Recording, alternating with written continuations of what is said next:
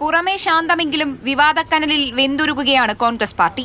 ഇടത് സർക്കാരിന് നേട്ടമേകുന്ന പരാമർശങ്ങളും നേതൃത്വത്തെ ചൊല്ലിയുള്ള സ്വാരസ്യങ്ങളും നേതൃത്വത്തിന് പ്രതിരോധ ചട്ടയേകി. ഇതിന് ചുവടുപിടിച്ചുള്ള ഹൈക്കമാൻഡിന്റെ ഇടപെടൽ വിവാദങ്ങൾക്ക് കടിഞ്ഞാണിട്ടു. രംഗം ശാന്തം. സ്റ്റാർട്ടപ്പുകൾ കടലാസിൽ മാത്രം ഒതുങ്ങരുതെന്ന് തരൂർ എക്സിൽ കുറിച്ചു. കേരളത്തിൽ നിരവധി ചെറുകിട ഇടത്തരം വ്യവസായങ്ങൾ പൂട്ടിയെന്ന റിപ്പോർട്ട് പങ്കുവച്ചാണ് തരൂർ നിലപാട് മയപ്പെടുത്തുന്നത്. കേരളത്തിൽ നേതൃമാറ്റം വേണമെന്നാവശ്യപ്പെട്ട മുല്ലപ്പള്ളി രാമചന്ദ്രനെ അനുനയിപ്പിക്കാൻ പാർട്ടി അധ്യക്ഷൻ തന്നെ നേരിട്ടെത്തി. കോഴിക്കോട് നടന്ന കൂടിക്കാഴ്ച 1.5 മണിക്കൂർ നീണ്ടു. മുല്ലപ്പള്ളി കണ്ണൂരിൽ പാർട്ടിക്ക് അടിത്തറ പണിത നേതാവെന്ന് പ്രശംസ.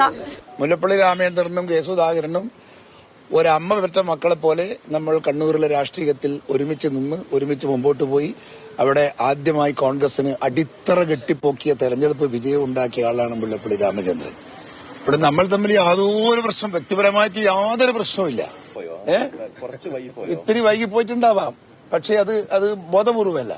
അതേസമയം നേതൃമാറ്റം ആവശ്യപ്പെട്ട് കത്തയക്കേണ്ട ഗതികേട് തനിക്കില്ലെന്നായിരുന്നു മുല്ലപ്പള്ളിയുടെ വാദം. നേരെ സ്മരിക്കില്ലല്ലോ, എനിക്ക് അഭിപ്രായങ്ങളാണുള്ളത്. എന്റെ അഭിപ്രായങ്ങൾ ഇപ്പോഴും അഭിപ്രായങ്ങളായിട്ട് തന്നെ നിൽക്കുന്നത്. അഭിപ്രായങ്ങളൊന്നും ഒരു വ്യത്യാസമില്ല. അഖിലേന്ത്യാ കോൺഗ്രസ് കമ്മിറ്റി ഞാൻ എടുത്ത അഭിപ്രായം വളരെ പൂർണ്ണമായിട്ടും ശരിയാണെന്ന് പൂർണ്ണമായിട്ടും അംഗീകരിച്ചില്ലേ? കമ്മ്യൂണിക്കേഷൻ ഗ്യാപ്പ് മാറിയോ? അതെ, തീർച്ചയായിട്ടും മാറി. ഇതിനിടെ മുന്നറിയിപ്പുമായി മുതിർന്ന നേതാവ് എ കെ ആന്റണി രംഗത്ത് വന്നു. കേരളം ഭരണമാറ്റത്തിന് ഭാഗമാണെന്നും പരസ്പരം വഴക്കുണ്ടാക്കി അവസരം കളയരുതെന്നും ഓർമ്മപ്പെടുത്തൽ. കേരളം ഭരണമാറ്റത്തിന് ഭാഗമായിരിക്കുന്നു.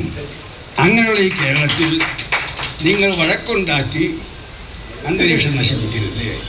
ഭരണം തിരിച്ചുപിടിക്കാൻ നേതാക്കൾ ഒറ്റക്കെട്ടായി നിൽക്കണമെന്ന് തന്നെയാണ് ബഹുഭൂരിപക്ഷം മരുന്നാണികളുടെയും ആവശ്യം. News desk, Mathrubhumi news.